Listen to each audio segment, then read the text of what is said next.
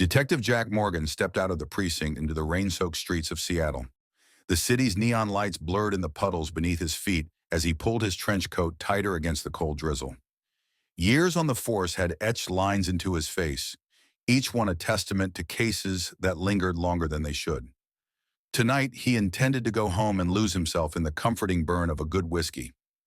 As he walked down Fifth Avenue, his phone buzzed with a message from an unknown number, urging him to meet at a dive bar called The Rusty Nail in 30 minutes.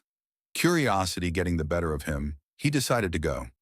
Upon entering the dimly lit bar, his gaze settled on a woman sitting alone in a corner booth. Her eyes held a mix of fear and determination as she looked up at him. Introducing herself as Emily Davis, she confessed that she believed someone was trying to kill her.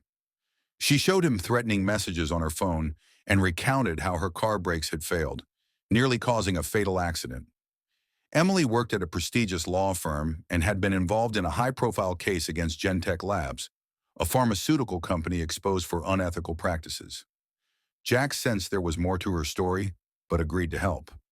The next morning, he and his partner, Lisa Bennett, dug into Emily's background in the case. They discovered that her father, Robert Davis, had once worked for Genentech and had left under mysterious circumstances.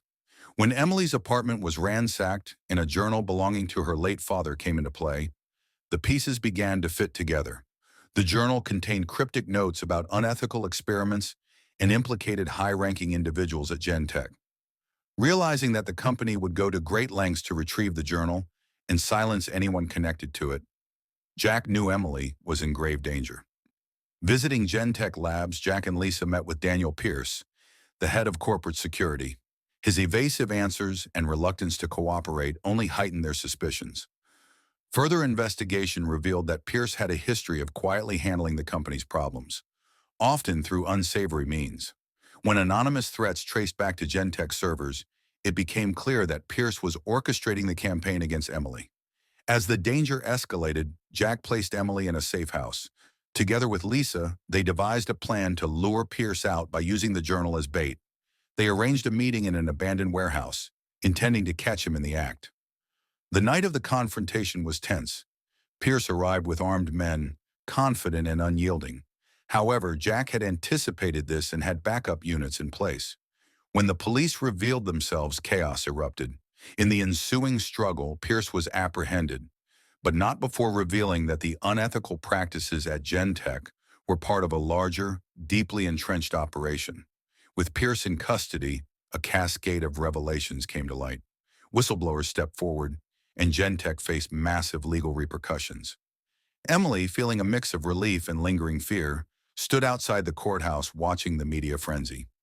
Jack joined her, and they shared a moment of quiet satisfaction at having brought justice to those who thought themselves untouchable.